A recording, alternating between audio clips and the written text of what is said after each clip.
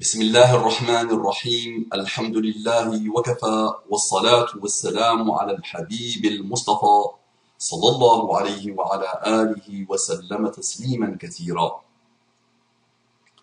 إن الله وملائكته يصلون على النبي يا أيها الذين آمنوا صلوا عليه وسلموا تسليما. صل وسلم على محمد. Salli wa sallim ala Muhammad, tu as besoin d'apaisement? Salli wa sallim ala Muhammad. Tu as besoin d'élévation? Salli wa sallim ala Muhammad. Allahumma salli wa sallim ala Muhammad. Rabbi shrah li sadri wa yassir li amri. Wahlul uqdatan min lisani yafqahu qawli. Mes frères et sœurs, mes amis et mes amis, mes ennemis et mes ennemis, mes bien-aimés et mes bien-aimés, tous, je vous aime en Allah. Vous êtes des musulmans. Vous êtes des musulmans. Qu'est-ce que tu veux que je te dise? Tu es musulman. Je ne peux que t'aimer en Allah, pour Allah, avec Allah, par Allah. Et par la grâce d'Allah. Et je te dis, Assalamu alaikum wa rahmatullahi wa barakatuh. Quel bel engagement. De quoi? De paix, de miséricorde, de bénédiction, de non-agression, de non-injustice, de non-méchanceté, de toutes les bonnes choses et les excellentes choses qui caractérisent le musulman et l'humain qui ne s'est pas perverti. Mon frère, ma sœur, en humanité, en citoyenneté, en universalité, celui qui n'a pas encore pu, et je peux le comprendre, celui qui n'a pas encore voulu, et je peux le comprendre, ouvrir son cœur à l'islam. Non, tu es malmené par ce qui se passe dans le monde. L'islam a été déformé pour toi par les musulmans eux-mêmes, les non-musulmans, normal, mais par les musulmans eux-mêmes qui le déforment à longueur de journée, qui le pervertissent à longueur de journée, qui traumatise l'humanité de l'islam. Non. Mais tu restes quand même mon ami, mon frère, que j'aime, pas encore en Allah, ça viendra. Je demande à Allah de te combler par les délices infinis de la guidée islamique. On entre sans transition, comme disaient d'autres, directement dans le vif du sujet, sachant que je viens de faire le tour du sujet. Mais j'utilise un autre prisme pour l'apprivoiser. Un frère, qu'Allah le bénisse, me dit « Salamu alaykum wa rahmatullahi wa barakatuh » J'espère que vous allez bien, Cheikh. Jazakallahu khairan. Appelle-moi Habibi, appelle-moi mon frère, appelle-moi Mustafa Abou Mama. Et si tu tiens absolument à me montrer un respect pour ce que je me déploie à faire, si tu considères que j'essaye d'apporter quelque chose, et si tu veux absolument me coller l'étiquette, appelle-moi Mu'allim. Dans nos pays, à nous, dans les pays arabes, le Mu'allim ne vaut rien. Il est vraiment le métier le plus minable, c'est le Mu'allim. Il ne vaut rien. Quand tu dis à quelqu'un, je suis un Mu'allim, tu n'as pas réussi ta vie. Il est très mal payé dans les pays arabes, le mu'allim, l'instit, le formateur, le professeur. Mais moi je tiens, si tu veux absolument appliquer le fameux hadith, ليس منا من لم يوقر كبيرنا ويرحم صغيرنا ويعرف لعالمنا قدره. Il ne fait pas partie de nous, il n'est pas musulman. Celui qui ne respecte pas le plus âgé, n'est pas tendre et miséricordieux avec le petit, et qui ne reconnaît pas la valeur de celui qui a la science. Un minimum ou un maximum de science. Quelle que soit la personne qui a un minimum de science et qui se déploie pour Allah subhanahu wa ta'ala, nous devons reconnaître ce qu'il fait. Et nous devons lui signifier un respect. Du respect. Révérentiel même. Pas pour ses beaux yeux, pour Allah, pour son prophète, pour le Coran et pour la religion d'Allah subhanahu wa ta'ala. L'ilm est très important en islam. Maintenant, imagine si l'ilm, le savoir, est accompagné de sincérité, mais quel bonheur qu'Allah subhanahu wa ta'ala fasse de nous des ulama sincères ou des sincères ulama. Dites Amin, mais jazakallahu kulla khair, mon frère. C'est un vrai régal que vous rappelle qu'Allah t'accorde encore plus d'amour du rappel et de notre excellente religion. Comme à chaque fois, je t'annonce l'excellente nouvelle. وَذَكِّرْ فَإِنَّ الذِّكْرَ تَنْفَعُ الْمُؤْمِنِينَ. Rappel, car le rappel profite aux croyants. Donc tu aimes le rappel te profite, tu es croyant, par la promesse d'Allah subhanahu wa ta'ala. Maintenant, malheureusement, ceux qui refusent le rappel, qui détestent le rappel, qui haïssent le rappel, qui combattent le rappel, les pauvres, ils doivent s'inquiéter pour eux. Ils sont tout, sauf croyants, les pauvres. Allah Ta'ala sait que, trop bien, que notre communauté en a grand besoin. Sahih, nous avons tous besoin de rappel. Tous. Et c'est la plus grande chose que nous avons en commun. La plus belle chose que nous avons en commun avec Muhammad sallallahu alayhi wa sallam, avec les prophètes. De transmettre le message. Vous et vos collègues êtes d'utilité publique. Qu'Allah te bénisse. Et vraiment, je souhaite que le divin vous récompense de la meilleure récompense. Amin, amin, amin, ya Rabbal Alamin. Et c'est avec beaucoup de plaisir, ne dis pas le divin, dis Allah, que Allah vous récompense. S'il te plaît. Et je souhaite que le divin, tu peux le mettre comme un adjectif, par exemple. Mais appelle-le Allah directement. Et c'est avec beaucoup de plaisir que je vous écoute depuis plusieurs années, parmi d'autres, alhamdulillah, alhamdulillah. Hassan et Kousan, mon ami Hassan, mon cher Hassan, qu'Allah te bénisse. Sallallahu alayhi wa dunya wal akhirah. Nader Abu Anas, mon ami Nader, mon cher Nader, qu'Allah te bénisse. Sallallahu alayhi wa dunya wal akhirah. Mohamed Bajrafil, mon ami Mohamed Bajrafil, mon cher Bajrafil, qu'Allah te bénisse. Sallallahu alayhi wa dunya wal akhirah. Rachid Abu Hudhaifa, mon ami Rachid, mon cher Rachid, Aslahu alayka dunya wal akhirah, qu'Allah te bénisse. Jazakumullahu kulla khair. Entre autres, je vous envie, mashallah, je vous envie tous de la bonne envie de khair que vous faites. Al-ghibtatu, c'est la bonne envie qui est halal, qui n'est pas haram, qui n'est pas interdit. Le hasad est interdit, le ghibta est halal.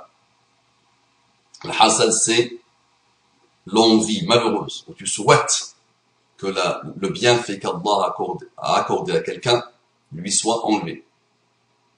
Le ghibta, c'est que tu souhaites être comme quelqu'un, avoir le bienfait qu'il a, mais en demandant à Allah de lui rajouter, de le combler, de le combler, de le combler, par ce bienfait, par d'autres.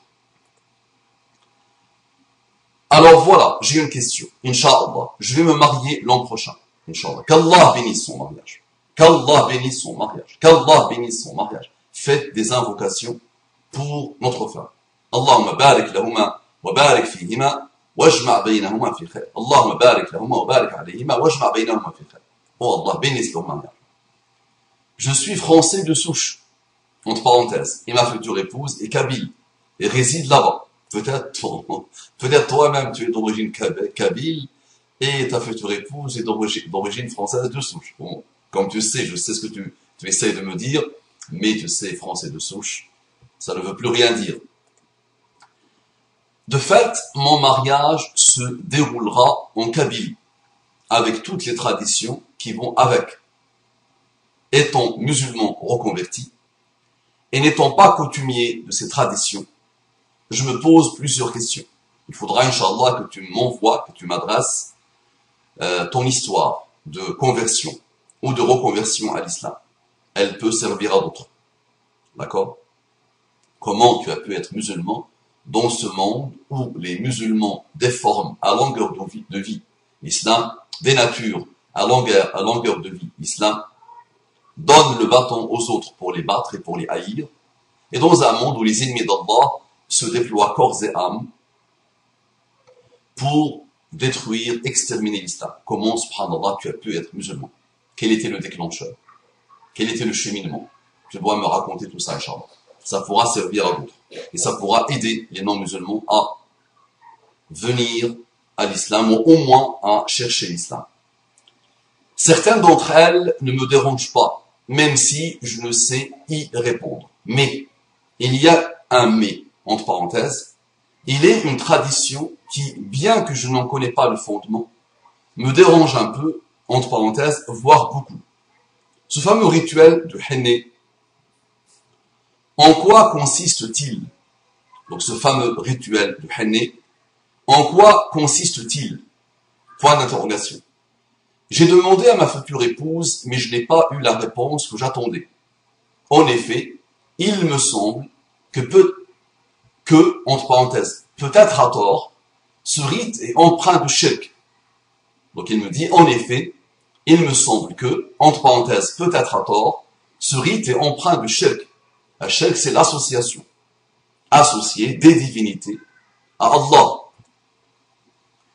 Je n'ai évidemment pas envie que notre mariage commence par un grand péché. Jazakallahu kulla khair, qu'Allah te récompense. Et qu'Allah bénisse ton mariage. J'ai fait part de mon inquiétude à ma future épouse. Mais elle-même ne semblait pas certaine du sens de ce rite. Alors, avant que je lui demande de ne pas l'effectuer, pourriez-vous m'en indiquer sa signification SVP? Et s'il y a un mal, avant de m'adresser à vous, j'ai fouillé un peu sur la toile et évidemment, on trouve de tout. Halal, haram, bref, plutôt que de faire confiance à cher Google, Ibn Internet et le Wi-Fi, adhak Allah sinnak. Tu m'as fait rire 2 fois. Quand j'ai lu le message la première fois, et quand je l'ai lu maintenant. Jazakallahu kulla khair. Bref, plutôt que de faire confiance à cher Google, Ibn Internet et le Wi-Fi, je préfère vous faire confiance, cher. Jazakallahu kulla khair pour ta confiance, et pour l'amour, et pour l'affection. Et qu'Allah subhanahu wa ta'ala nous réunisse sous son ombre le jour où il n'y a pas d'ombre autre que celle d'Allah. Ce type de frères, ils sont rares. D'accord, Wallah, ce type de frères, subhanallah, ils sont rares. Ceux qui font parler d'eux, ce sont les méchants. Ils n'arrêtent pas. Les shayatins n'arrêtent pas de se déployer. Les gens gentils, ils sont rares. Et quand ils sont là, ils ne se manifestent pas. Alors que juste venir, cliquer sur j'aime au niveau d'un message, d'un rappel, peut ramener d'autres. Imagine quand tu mets un commentaire gentil, apaisé, juste, sage, équilibré, empreint d'équité, empreint d'amour en Allah subhanahu wa ta'ala. Donc s'il vous plaît, le mal se déploie à l'infini, le bien s'efface et se lamente. Jazakumullahu kulla khair. Donc ça c'est un frère, je pense à un certain Mahdi, quand je lis ce type de message, mashallah. Un personnage reconverti à l'islam, apaisé, apaisé, apaisé. Plus de 46 ans, mashallah, plus de 23 ans de conversion à l'islam, apaisé. Quelqu'un qui ne dégage que le bien. Subhanallah. Qui ne fait jaillir que le bien. Mashallah. Qu'Allah te bénisse, mon frère Mahdi. Très bien. En espérant avoir une réponse éclairée de votre part, je vous souhaite le plus grand bien ainsi que pour votre famille. Qu'Allah Azza wa Jal vous accorde à tous un grand bien ici-bas, dans l'au-delà, et qu'il vous préserve de l'enfer pour l'éternité. Amin ya Rabbal Alamin. Barakallahu fikum. Donc ce frère-là a lu le Coran. Ce frère-là a compris l'essence et l'esprit et l'âme du Coran. Voilà. L'excellent comportement. La douceur, la gentillesse. Il veut, et combien même ce personnage, ce frère, veut diverger avec moi ou avec un autre. Il n'y a aucun problème. La divergence existe, elle pose aucun problème. Mais l'amour doit primer, doit toujours l'emporter. Le respect doit l'emporter. La douceur doit l'emporter. La gentillesse doit l'emporter. Et tu n'as toujours pas répondu au questionnement de frère Mustafa, ça fait plus de 14 minutes. Donc simple, Habib, simple. Tu me poses la question à quoi consiste ce rituel, je te dis je ne sais pas. Il y a tellement de rituels, celui-là, je ne le connais pas. D'accord? Maintenant, ce rituel, Hanna, le rituel de l'Hanna. Il y a un mariage, des gens veulent fêter. Si ils respectent, ou si ils essayent de respecter, ils essaient de respecter, ou s'ils se déploient, comme ils peuvent, de respecter les recommandations de l'islam, dans le cadre des fêtes, dans le cadre du mariage, il n'y a aucun problème. Le hadith est clair, إنما الأعمال بالنيات وإنما لكل امرئ ما نوى. Tu connais le hadith, tu l'as appris par cœur, n'est-ce pas? C'est ce hadith-là par lequel le Bukhari a entamé son sahih. C'est un hadith axial. Et les actes ne valent que par l'intention qui les accompagne. Ce rituel de henna, des femmes se réunissent entre elles. Elles expriment leur joie. Elles expriment leur bonheur. Elles mettent le henna à l'épouse. Ils embellissent l'épouse pour son futur mari. 2 ou 3 jours à l'avance. Il y a où le mal? Il y a où le problème? Et ça ma question à moi. Avant de la poser à Ayatollah Google, avant de la poser à Wi-Fi, Ayatollah Google à Wi-Fi, avant de la poser à X ou Y, pose-toi d'abord, pose la question à toi. Et ça doit faire partie de nos approches par rapport à notre religion. C'est vrai qu'aujourd'hui, nous sommes tombés malheureusement dans le clergé musulman. On ne bouge plus avant d'appeler le clergé. Et c'est une aberration. C'est vraiment une aberration. D'accord? Donc il y a des chaînes entières qui passent toute leur journée à répondre à des questions. Il y a des sites internet infinis qui passent toute leur vie à répondre à des questions. Et les musulmans, pour faire un pas, doivent toujours poser des questions. Réfléchis, mon frère. Pose la question à ton épouse. La pauvre elle-même n'a pas su te répondre. Tu lui dis c'est du shirk. Imagine. Oh mon épouse. Ah je pense que ce rituel c'est du shirk. L'association. Imagine. Ça veut dire en faisant ce rituel, en exprimant mon bonheur, ma joie, de voir ma fille se marier, alhamdoulilah, avec un homme comme toi, masha'Allah, bien, apaisé, gentil, doux, masha'Allah. Je fais de l'association, imagine. Est-ce qu'il y a un musulman qui a un minimum de respect pour lui-même et pour sa religion, va faire ça? Est-ce qu'il y a un musulman qui peut faire ça? Qui peut associer Allah à d'autres divinités? D'accord?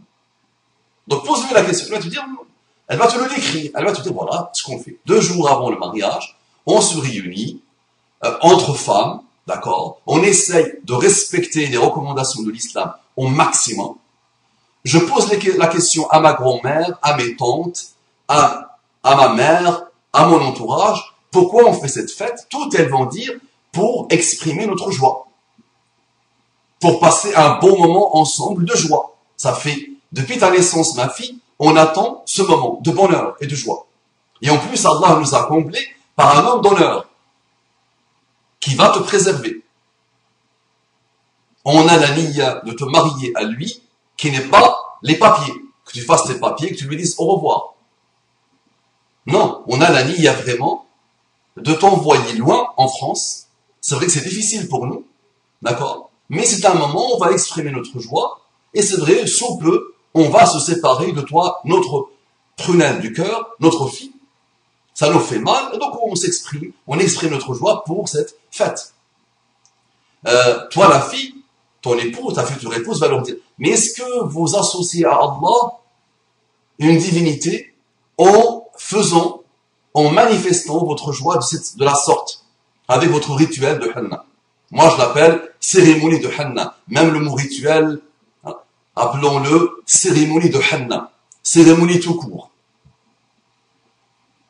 On va chanter, on va danser, on va chanter, on va danser, entre femmes, d'accord?